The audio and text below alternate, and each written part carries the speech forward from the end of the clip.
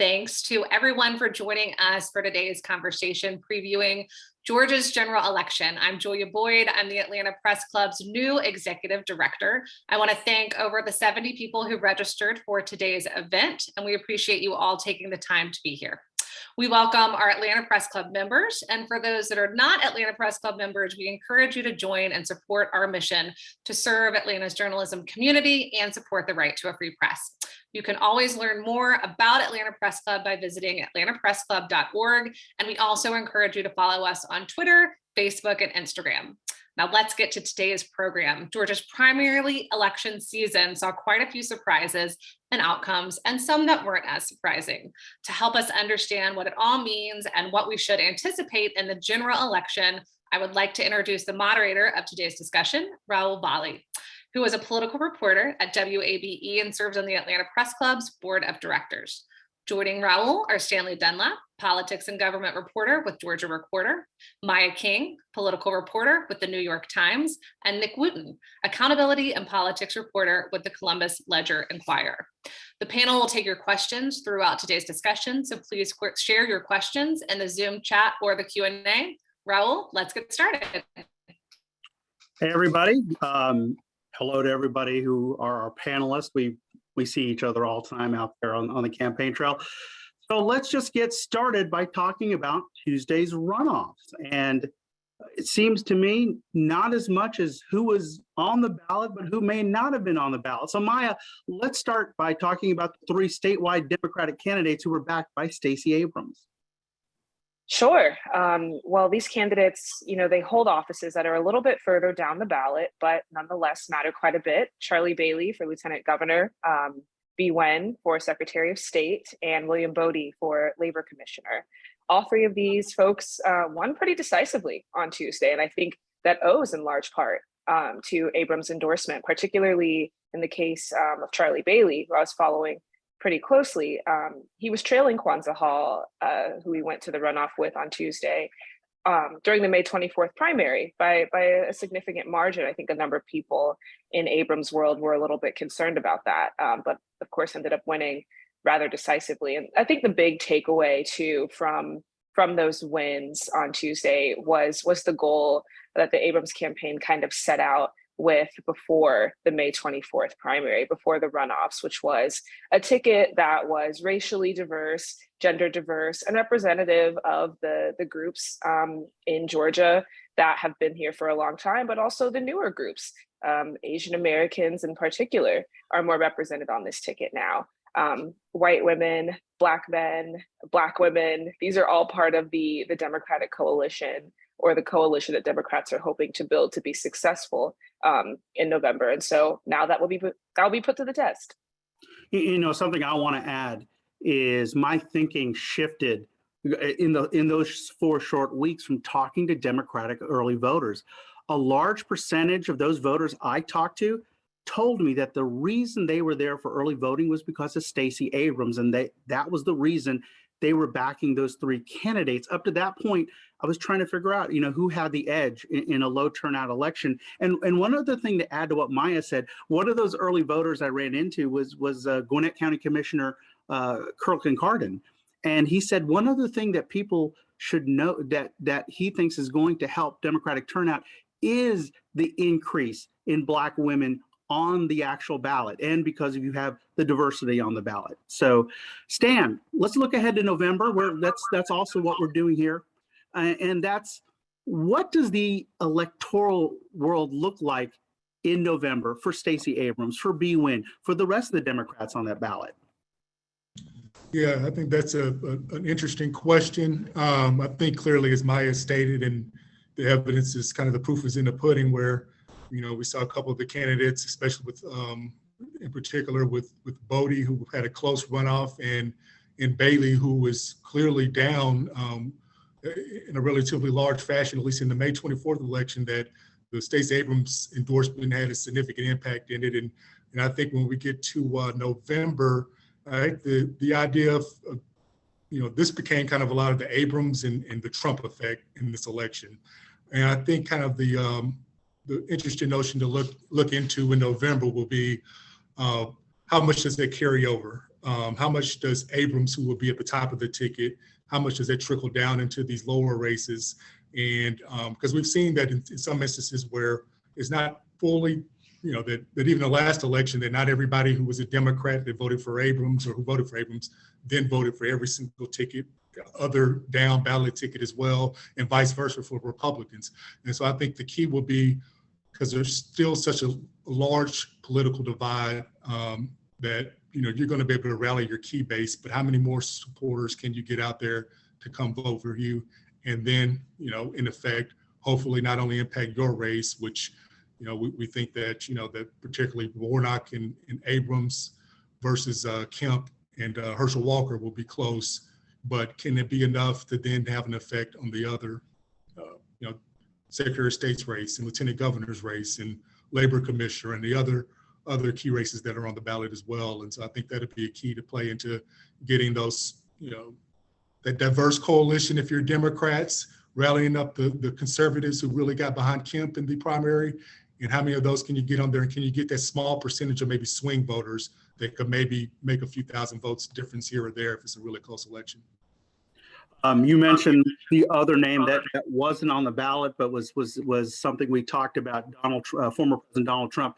We'll talk more about him in a minute, but I want to bring Nick into this conversation. Nick, for those in our audience who don't know, you're a reporter down in Columbus. You were covering the 2nd congressional. Let's first look back at what happened in the primaries for this race, for the Republican race, and who's going to face incumbent Sanford Bishop. Yeah, so Rebel, thank you. I think the big story Tuesday night, aside from the Stacey sweep, was Chris West's upset victory over former U.S. Army captain and Yale law student Jeremy Hunt. Hunt was the top vote getter in May's primary. He had about 37% of the total ballots cast.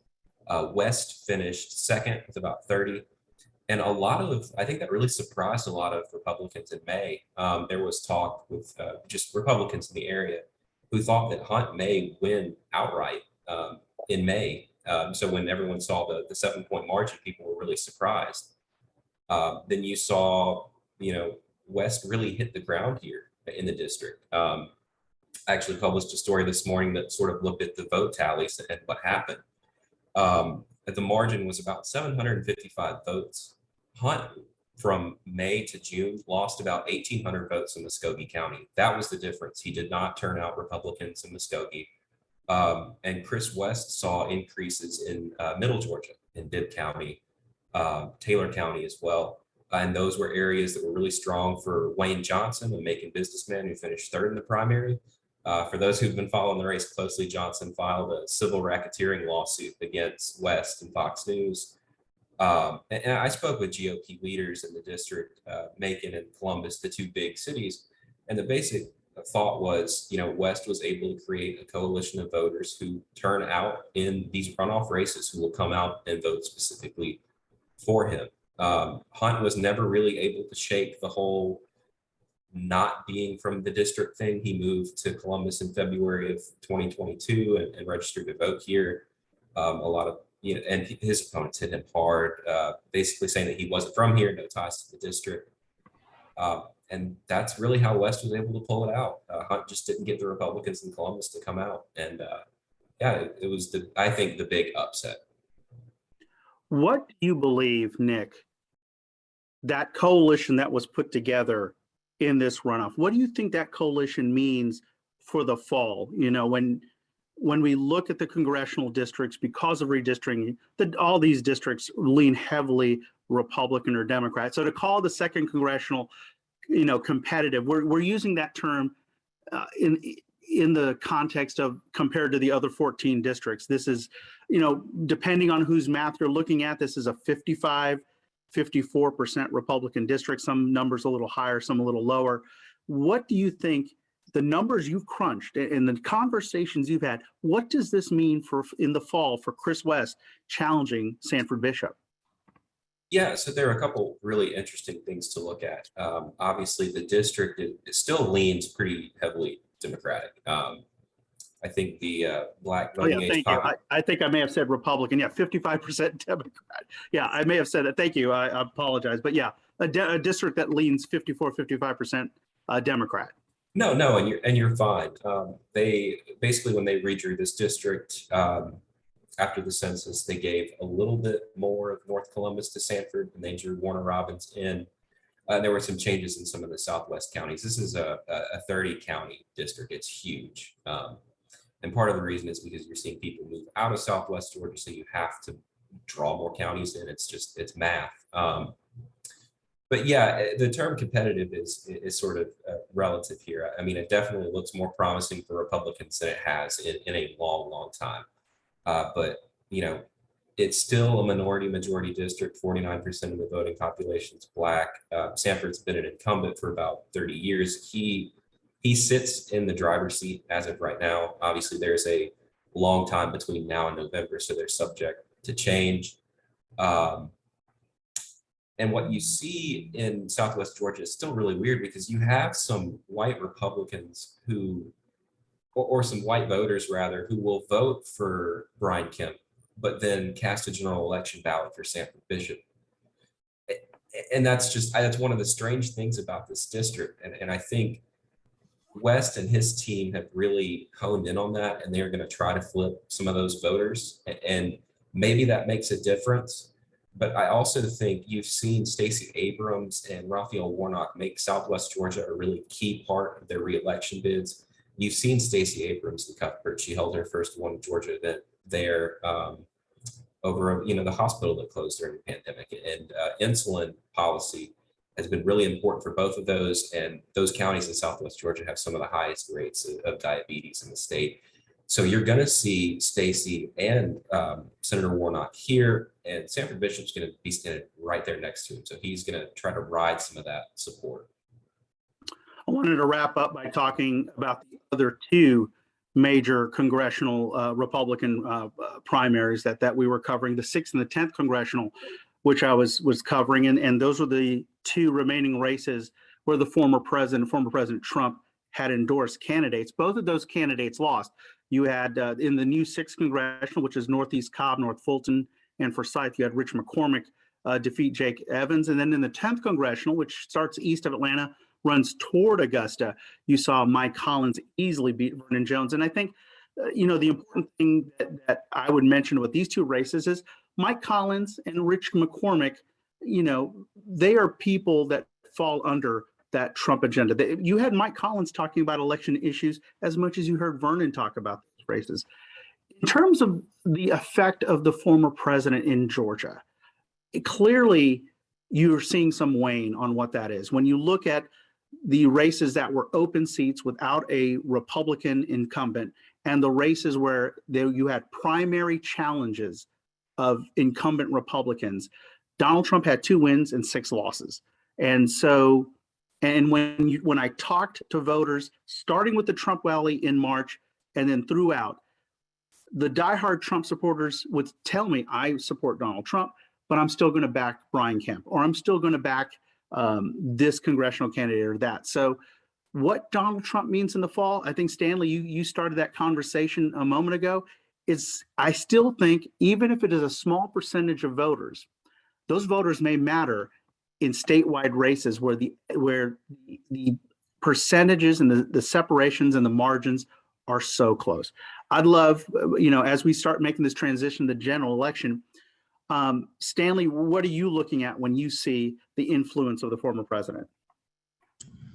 Yeah, I think well, clearly that the record itself in Georgia wasn't anywhere close to what Trump would have hoped to happen, and it's been a pretty mixed bag, I think, nationally as well. And some states kind of vary pretty greatly as far as how much of an influence he's had. And I think the interesting thing is when you think of the 2 top, I guess, races that are going to get the most attention. Clearly, the biggest, Herschel Walker and Governor Brian Kemp, and you can have 2 opposite ends of the spectrum on how Donald Trump feels about them. And so that's such an interesting dynamic, because there will be so many voters, like you mentioned, who voted for Donald Trump, and who maybe if Donald Trump is the Republican nominee in 2024 would vote for him again, but have also put their that are behind Kemp and that are behind Herschel Walker. And it's that weird dynamic of, okay, well, we know that, maybe Trump's impact in Georgia is not going to be as large as maybe some other places in other states. But it clearly didn't hurt Herschel Walker, who seems like, you know, a Teflon proof.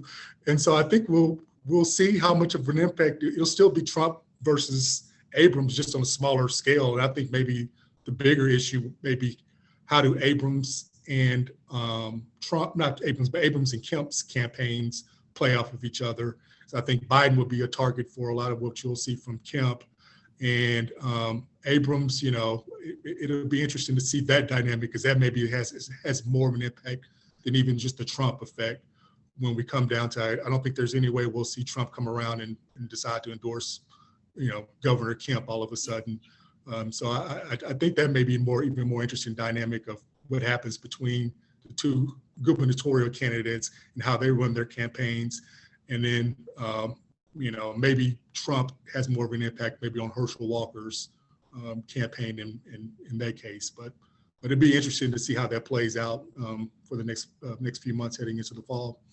Maya, it doesn't feel like 3 months since you and me were in Commerce, Georgia, on the stage at the Trump rally, and the election is 5 months away, and you know, it trust me, it feels far away and very close. What do you see kind of on a bigger scale, the influence of Donald Trump coming up in the November elections? Well, it's a couple things. You know, thinking back to that Commerce rally, one thing that I would point out is that a lot of the voters that we talked to were there for Donald Trump. They weren't there for his endorsed candidates. And when you ask them, you know, just I think, and there's even polling to back this up, Georgia Republicans, obviously, by and large, love Donald Trump.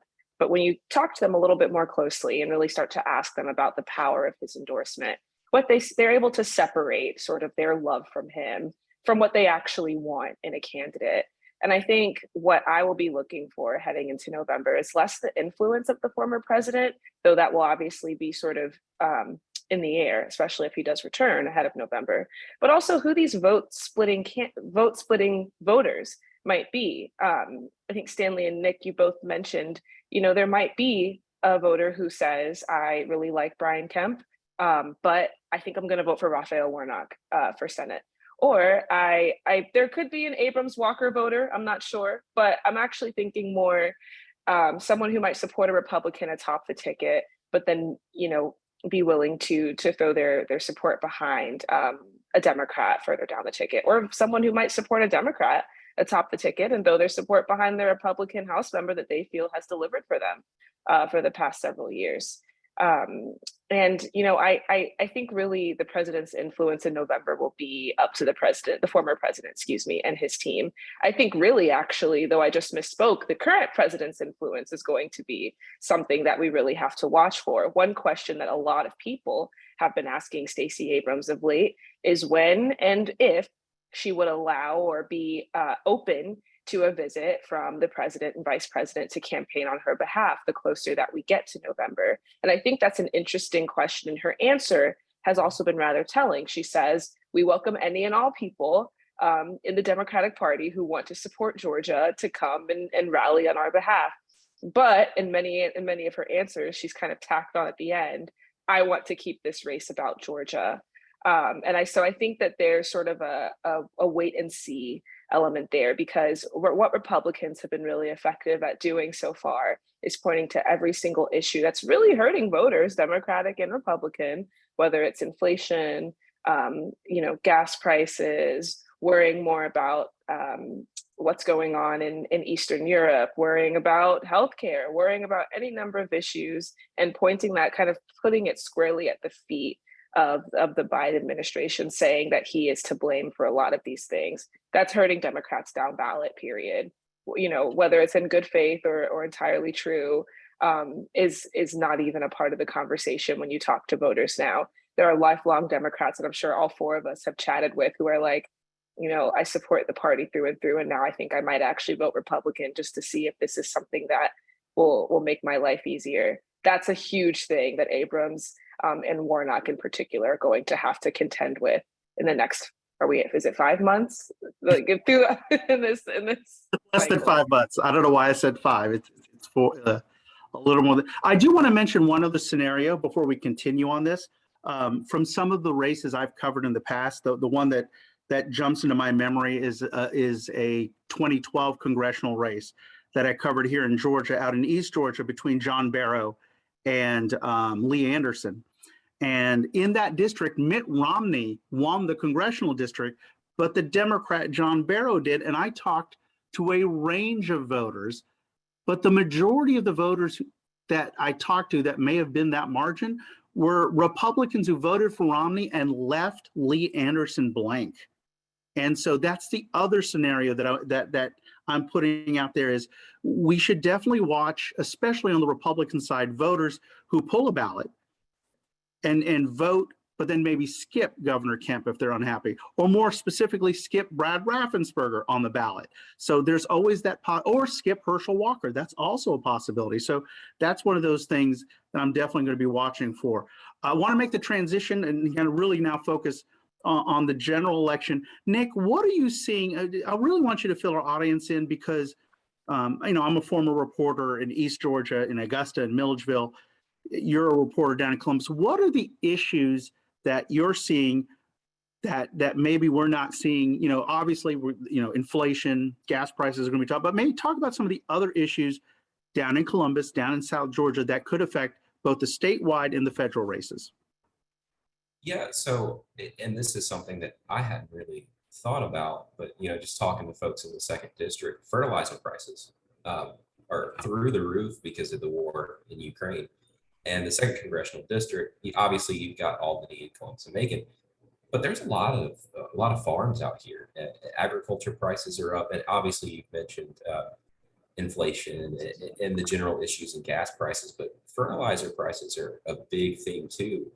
And I think a lot of normally Republican voters who in the past have said, Sanford Bishop's a friend of the farmer, we're going to vote for him, that's going to be the only blue race that we vote in, are looking at some of these increases in prices for fertilizer, gas, all that sort of stuff, and looking more closely at Sanford's record, voting alongside some of the House Democrats, like Nancy Pelosi's record, and are saying, yeah, maybe I don't agree with where Sanford's voting, and maybe the price increases are the final thing that sort of, maybe pushes them to go ahead and cast a ballot for Chris West. But to Maya's point, I think Maya made a really interesting point. It's got to be about Georgia Democrats' ability to insulate themselves from Biden's record, or at least maybe not insulate, but just how do you deal with what's going on nationally with Democrats? Because it does not look like these elections are going to go very well for the Dems. But yeah, I talked to Stacey Abrams when she was in Columbus, and I said, what are you guys doing? And it's building on that coalition that they built since 2018 and beyond. And I think to a certain extent, they'll be able to motivate voters to come out, and you may see Georgia Democrats outperform Dems in other parts of the country. But is it enough to send Stacey Abrams to the governor's mansion and Raphael Warnock back to DC and Sanford back to DC? I don't know. Maya, let's talk about the U.S. Senate race. You and I were at a Herschel Walker event on Monday, and of course we are hearing from his opponent, Democratic Senator Raphael Warnock. Gas prices front and center this week with what the president said. Talk about that. Fill our audience in who may not know kind of what's been happening with the gas price, and specifically the federal gas tax suspension that's been back in the news here in the past 24 hours. Yeah, I think, what we're seeing with the gas tax suspension, it's another example of Warnock latching on to a policy that is going to help him in November as one of the most vulnerable Democrats in the Senate, by saying, I'm pushing the White House to try to do something to lower prices. He's also done the same thing in pushing the White House on student loan debt. Like, he's latched on to these very easy to understand sort of policy issues that people can really say, okay, well, that people can point to and say, okay, well, this is something that he seems to be fighting for. And I think that's what he's going to have to do to try to distance himself from a lot of the problems in Washington at the moment. Though at the same time, Walker is on the campaign trail, sort of taking the opposite, though he has kind of vacillated. What we know from him now is that he opposes the gas tax and would like to keep things or like to keep gas drilling domestic, if I'm understanding that correctly. And I think really, with these two candidates, what we're all waiting for and what the other big news of the day is, now that we have at least one debate date, is seeing them talk about these issues on the debate stage. Whether Walker can effectively tie Raphael Warnock to the issues in Washington, and whether that's enough for him to overtake him in November. I think, though, the debate itself has been sort of this meta issue in the race right now, in that Walker has said that he would commit to a debate. But I think there's still, at least in a lot of Democratic circles, a question mark of whether or not that will really take place, while Warnock has been extremely, upfront about the fact that he would like to debate Mr. Walker. That's something that I'm really looking forward to, is seeing these two candidates actually start to talk about policy, because obviously these are two very different personalities. These are people who have just sort of huge presences in outside of their candidacy. Walker as this football demigod, Warnock as the sort of moral center in Atlanta, as the pastor of Ebenezer.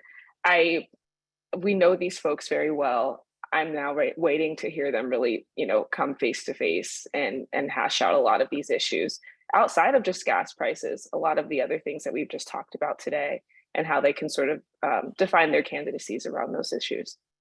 I talked to both Walker and Warnock this week about the gas tax suspension, and you're already seeing that policy and politics mix there. When I talked to Herschel Walker on Monday, he would not at that point commit to suspending the federal gas tax, and he focused on the timing. He focused on, as you mentioned, domestic drilling of oil and domestic production. So that's what his focus. When I talked to Senator Warnock about it, he pointed out that the state of Georgia, with a Republican legislature and a Republican governor, suspended the state tax on gas tax. So you're already kind of seeing that mix. Stanley, what are you seeing in terms of kind of, Maya talking about that turn towards policy instead of, the discussion about football, or I don't know, we're going to see the Raphael Warnock dog ads come back when we turn away from the biopic and the biographical conversation about these candidates and turns towards policy. What are you seeing, Stanley? Yeah, and I think that's going to be a lot of what plays out now that we've gone through the primaries. And I think kind of Maya hit the nail on the head, that kind of what will, especially when you're talking in a senatorial race, what's playing in national politics is going to impact that. So if we're still seeing inflation be an issue, then you can guarantee that Herschel Walker's campaign is going to make that one of the key cores, and that Senator Warnock is there in DC, and so therefore Biden has some impact on inflation. Therefore, some part of the crowd is a lot of that play out.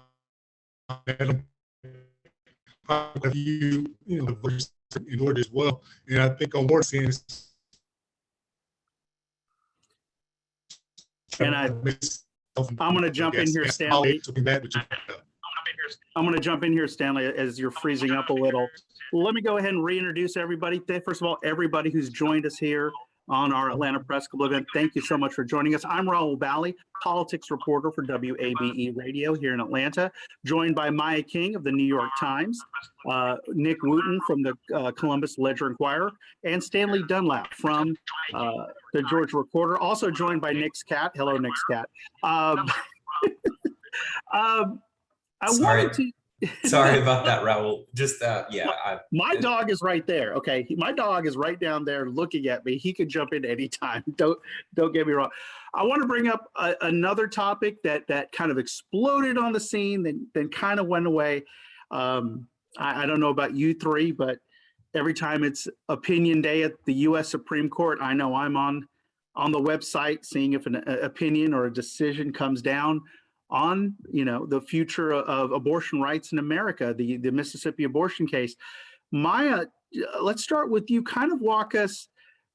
Has the game changed a little? Because Roe v. Wade, and then along with Casey, have been basically the law of the land for 50 plus years. This is a different level of politics, different level of conversation. The possibility this gets kicked back to the states. What does this all look like when it comes to abortion? Yeah. How much time do we have? Because this is going to be. We have 26 minutes left in this. And by the way, before you start, hey everybody, if you want to throw in a question, we've got the Q&A and the chat open. Maya, go for it. Well, I mean, I'll start by saying that, I am biased because I did just move to Georgia, but I do believe that this is going to be felt on a different level, both in Georgia and in the Deep South, where a lot of these policies that either immediately ban abortion effectively or make it a lot more difficult to receive an abortion or abortion health care. Or, in Georgia's case, the heartbeat bill, which would outlaw abortions after 6 weeks. If Roe is indeed overturned in the next 24 hours to like 7 days, that all of those things will effectively become the law of the land. And there are a couple of dynamics that I'm following closely. The first, of course, being the politics of all of this. I think that a lot of Democrats, not just in Georgia, but nationwide, really do see abortion or the issue of access to abortion as a lifeline for them. When everybody is worried about, again, high gas prices, or just general feeling that what's happening up in Washington is not doing anything, that Democrats are just sort of stepping in it by and large. Abortion gives the party an opportunity to say, we are the group of people that is going to protect your right or your access, your ability, your option to receive this care if you would like to. And I think that plays well, obviously, with women. That plays well, particularly, I think, in talking with Democratic strategists, but also with candidates, and even with some women, and like particularly white women who might support Republicans or might even have like libertarian leanings. The idea that abortion could be outright outlawed is really, really scary, and is something that Democrats are looking to take advantage of to, again, make that argument. Another big thing, though, again, in the Deep South and in Georgia, is the impact that this is going to have on Black women. We know that Black women are already at higher risk for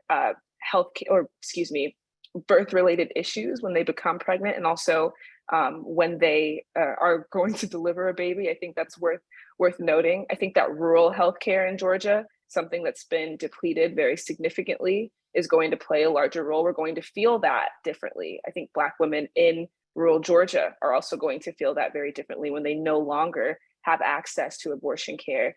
And I think another question, this is particularly what I've heard from Black women voters, is what happens from here next. If it's not abortion, or if abortion is outlawed, then what happens to other forms of contraception and access to those forms of contraception? And for low-income mothers, for mothers who are already at disproportionate risk for problematic pregnancies, and for people who simply do not want to have a baby but find themselves in the position of being pregnant, this is a really scary time for them. So, it's looking at the politics of things, but also the real life impact. And we won't see that immediately in November, but we might see it in 2024 when folks are really starting to feel this, and whether or not that impacts how they vote. I think that this is not going anywhere. Obviously, we're all, especially as reporters, going to feel the immediate crunch here, I think, for the next month, not just when the opinion drops, but how we're going to cover it, what we're going to write. But I see this as a 2, 3, 4, 5, 10-year issue, not just an immediate election year problem. Maya, you mentioned rural Georgia. I'd love to hear from Nick what you're seeing and what you're hearing, out in South Georgia, because I've not had that conversation with rural voters yet. I'd love to hear what you're already hearing and feeling on the ground. Yeah, I mean, I think Maya sort of has hit the nail on the head here. Obviously, that abortion issue is going to be particularly important for women in the Metro Atlanta area. It could be a deciding factor in these elections, but just access to healthcare in general in Southwest Georgia has been a really important focus, even during the Republican primary. You had Jeremy Hunt talk about opening pregnancy crisis centers and talk about, doing events in Cuthbert where these hospitals have closed. And it's part of the reason that you're seeing Stacey Abrams and Raphael Warnock campaign here is because the lack of access to healthcare in Southwest Georgia is a huge issue. And they're going to continue to spend time here through November because of that. Stanley, definitely want you to chime in before I chime in on this. Can you repeat the original Oh, question? yeah. I know you were rebooting it, working on your connection, but what are you seeing on the ground when it comes to abortion, and when you look down the road, what do you see politically for November? And all of this is assuming a significant overturning of Roe by the U.S. Supreme Court. Yeah, the interesting thing I think is that, we kind of hear the topic all the time of a single issue voter or vote. And kind of early on the national, I think, kind of the belief was that this would be such a hot button issue that if they did overturn it in the Supreme Court, that this could drive a lot of voters to maybe then in turn, definitely get out there where this could be the issue that would sway them one way or the other.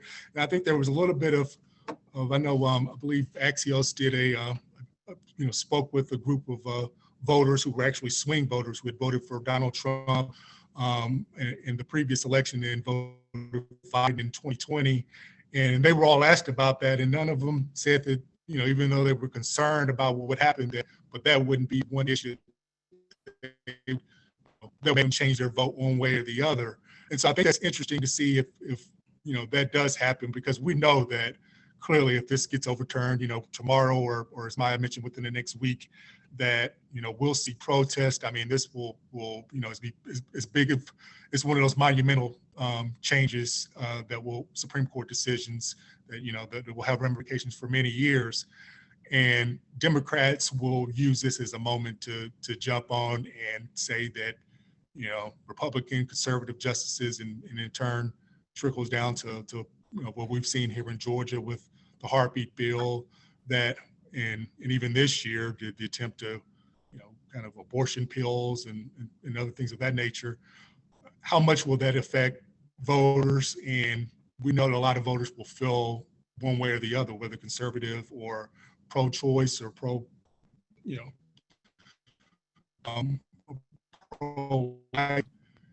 but kind of wait and see to what impact that will actually have come November. I think is kind of a interesting question of how much would they really sway where people, or maybe someone who wasn't going to vote, will they get out there to the polls?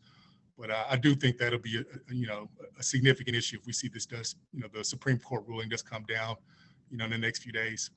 And if I could add one other thing here, I think that one storyline that hasn't really been discussed in all of this, at least not very widely, is the role of state legislatures in all of this. Obviously, around the 2020 election, they played an outsized role. I think more voters understood, just how much impact that state legislatures can have, and on what was I thinking? Redistricting. That was another thing that we saw. But I mean, all of these laws at the state level that are banning abortion or are imposing very strict limits on access to women's health care are written largely by state legislators with the rubber stamping of a governor. So it is an election year issue in a big way. But I think one thing that Democrats in particular have not done enough of is talk about state legislatures in Georgia, especially where Republicans, I believe, you can correct me if I'm wrong, have a supermajority or something very close to it. No? Close in the Senate, not as much in the House. Okay. I mean, so I won't say there's an opening for Democrats, but I mean, if they were able to mobilize voters the way that they did for top of ticket races for their state house races, I mean, we could be having a very different conversation right now too. And it's not just a Georgia Democrats issue; it's a national issue. And I want to jump in on that point, Maya, and because, and I think here's three important points I want to make. Something I keep pointing out to people is if the US Supreme Court does a complete overturning of Roe, it doesn't ban abortion. What it does is it kicks it back to the states. And that's the point you're making, Maya. What happens then is what happens in the states is what's so important.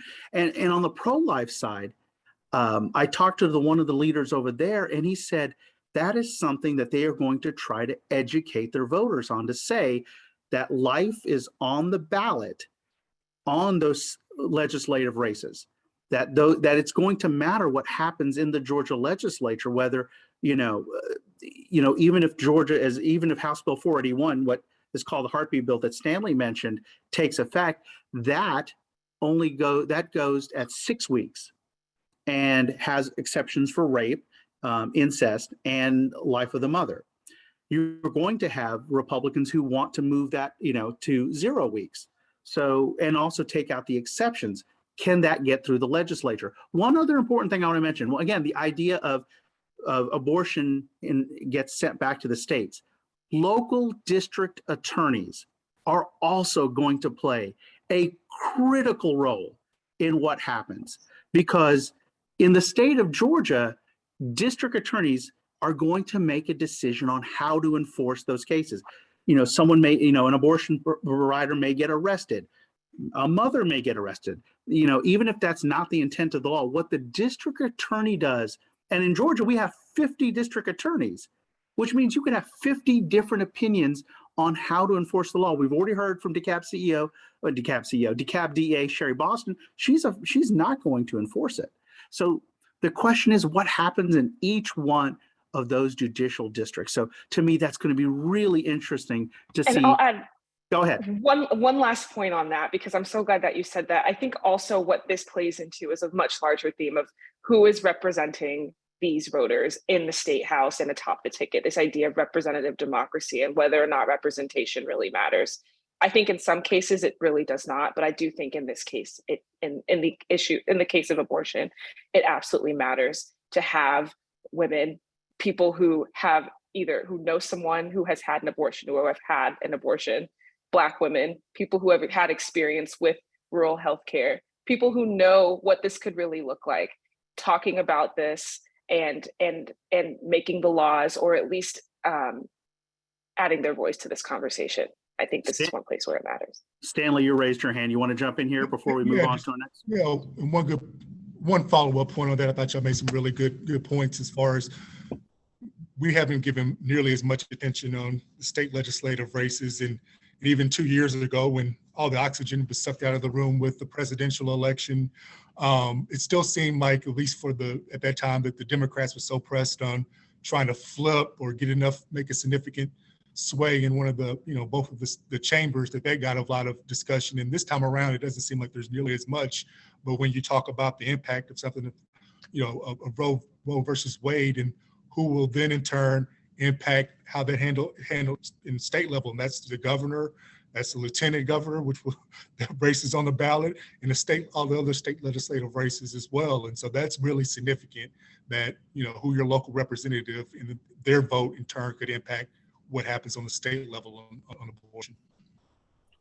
My name is Raul Bally with WABE Radio here in Atlanta. You are hearing from Stanley Dunlap with Georgia Recorder Maya King, the New York Times, Nick Wooten, Columbus Ledger-Enquirer. Hey guys, we're taking your questions in our Q&A and our chat, and let's hit a few of those. Henry has asked the question: we're in a heat wave, no kidding. Will global warming and climate change be an issue?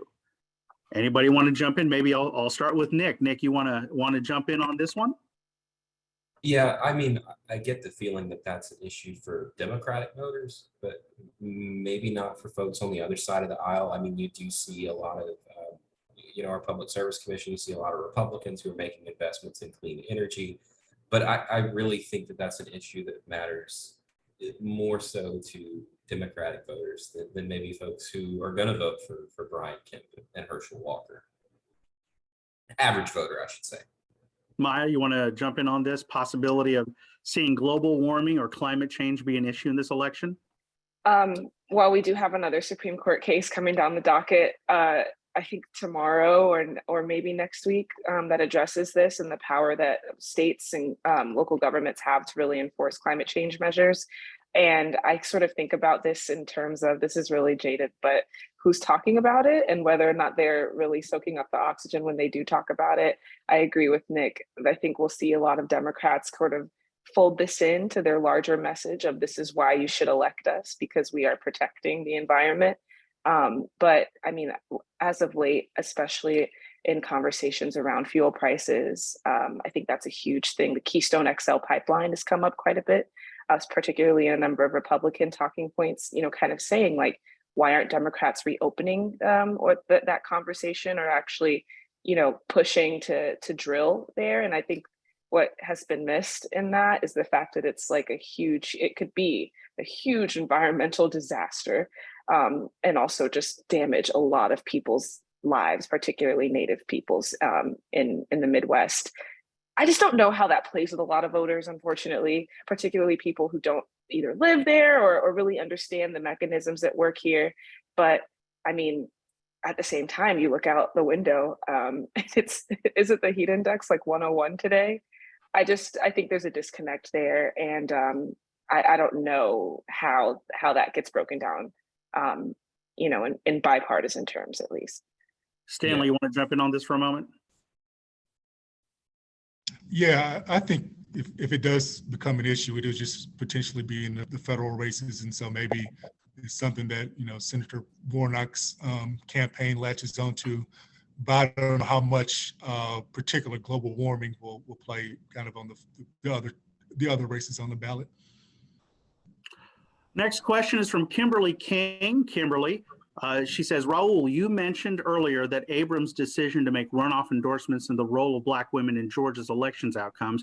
She did not support a single Black woman. Do you think this decision will come back to haunt her? Let me chime in first on who she endorsed. So in the three races she endorsed, I'm new off the top of my head, but in the Secretary of State, she endorsed Bee Nguyen over D. Dawkins Hagler, who's a Black woman, endorsed Charlie Bailey over Kwanzaa Hall, who's a Black man, and then William Bodie, who is a Black man, over Nicole Horn, who is a white woman. Is it possible? Yeah, there could be a few voters that'll be upset. There were absolutely Democratic operatives and Democratic voters who weren't too happy that Stacey Abrams endorsed at all. Could it come back to haunt her? There's always the possibility of voters, but I think, again, just like you're going to see Republicans focusing on their own disaffected voters to make sure they come back to polls to make the argument you don't want so-and-so to be elected, you're going to see Democratic voters go back to any disaffected voters and say, we need you to come back, vote as well. Anybody else want to jump on this? Maya, do you want to jump on this one? I'll just add very quickly. I think that's right. And also if there are a large number of voters who feel slighted by her decision not to endorse a Black woman in this race, I think for every one of those voters, there might be 2 or 3 Black woman surrogates in the Georgia Democratic Party who are willing to kind of go to bat for her. I think that's one thing that Abrams does have in her corner, particularly in Metro Atlanta.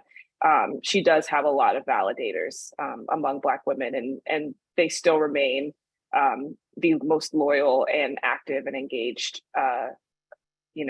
demographic of the Democratic base.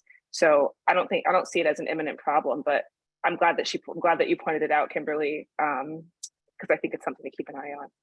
Nick, you want to jump in on this? Yeah, I think this is really particularly interesting in the Charlie Bailey race. I know he's running against Kwanzaa Hall, but I saw a lot of conversation in the Georgian political Twitter. Why is Stacey endorsing Charlie Bailey? And I think some people wanted to point to Bailey dropping out of the Attorney General's race in favor of Jen Jordan. And I asked Stacey when she came to Columbus last month, what was the endorsement of Bailey? Like what caused you to endorse him? Is that sort of the party repaying a favor? Not saying that, Charlie isn't qualified, but hey, why was the endorsement made? Is this to pay him back for dropping out of the AG's race? And Stacey's response was, No, I mean, I ran with Charlie on the campaign trail in 2018. I like his experience as a prosecutor. I believe that Charlie's a really strong candidate, and it is going to be tough on crime, which, you know, I appreciated her response on that. And Ken actually asks about Kwanzaa Hall's collapse and failing to show up at the Atlanta Press Club debate. I definitely think that played a part in it, but I think the power of Stacey Abrams' endorsement, it really is what came through Tuesday. A lot of the conversations you saw Democrats having was, you know, Donald Trump's endorsement didn't carry a lot of weight, but Stacey had a clean sweep. And it's interesting to see the Democrats be able to line up a ticket and get all of those folks elected. And those endorsements made sense. I mean, B. Wynn represented the, received a lot of support statewide, but it's also Stacey Abrams' old House district. That endorsement makes sense in the Secretary of State's race. She seems really supportive of Charlie. And Maya made this point earlier. That ticket reflects Georgia, all of Georgia. It looks like Georgia. But yeah, I mean, Charlie's a Harris County guy, so I really just he's from my neck of the woods, so I wanted to jump in and talk a little bit about him. And yeah, that Kwanzaa's defeat Tuesday was surprising given the support that he got in the primary and his connections to Atlanta. But, you know, it's all about Stacey. And I see Ken's comment in that, I don't know who's Ken.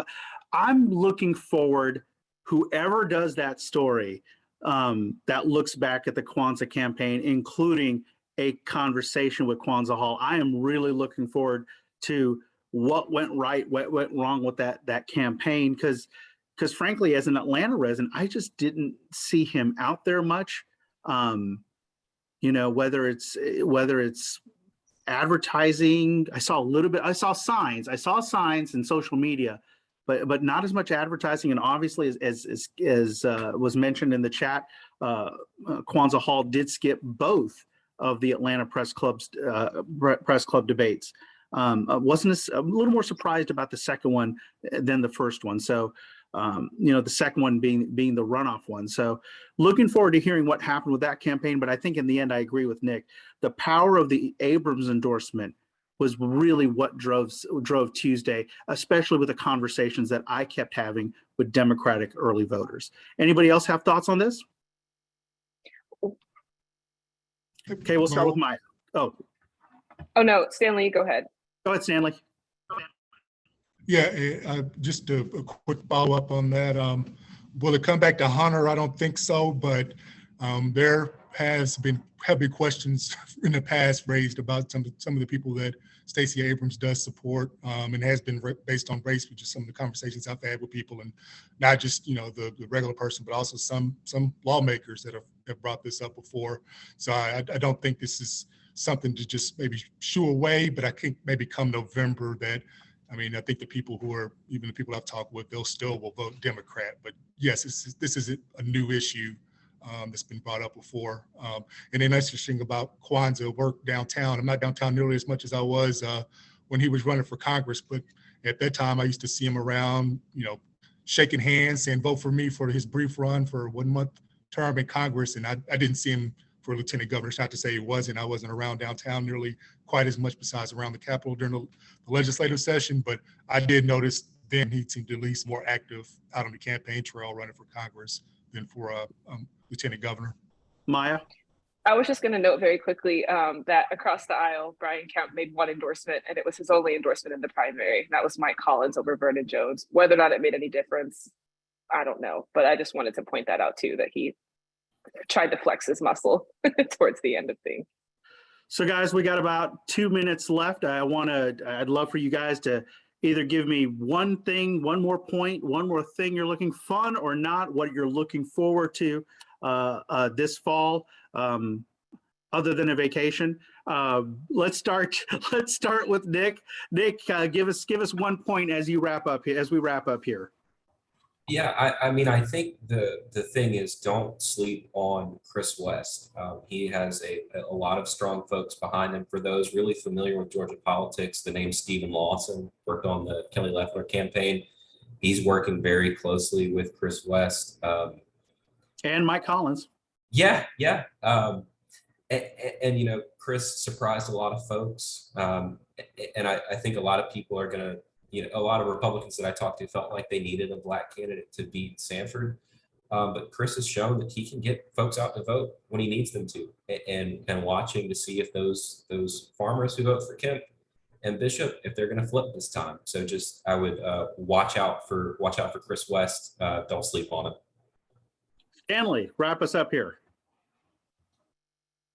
I'll make it really simple and go for the easy target. Abrams versus Kemp.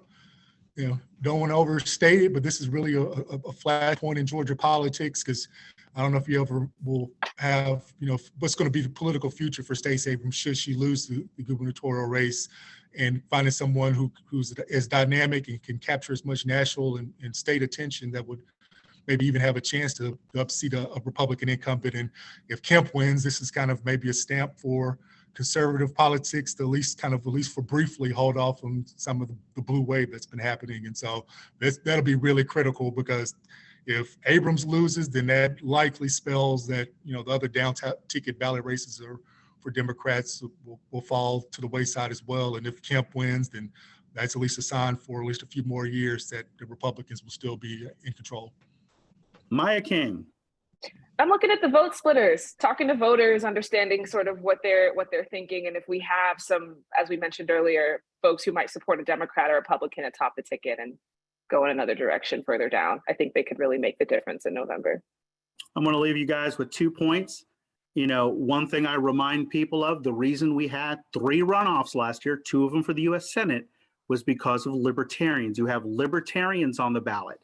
I think that's going to be really important. They've got a relatively full slate coming this fall. And then I'd be remiss to say I am the co-chair, one of the co-chairs of the Atlanta Press Club Debate Committee. And I would be lying to you if you say I wasn't excited to see all of these candidates debating this fall. And so you'll see me on Twitter talking about that, and I look forward to that. I want to thank Maya King, New York Times, Stanley Dunlap with Georgia Recorder, and Nick Wooten of the Columbus Ledger Choir. I'm Raul Bally, WABE Radio here in Atlanta. Thank you so much for everybody for joining us, and I'll throw it back to Julia. Thank you, Raul. And thank you again, Maya and Nick and Stanley. This was a fantastic discussion, and I know we are eagerly awaiting the fall. Again, please check out atlantapressclub.org for more events in the next few months. And again, we look forward to seeing you soon. Thanks again, everybody.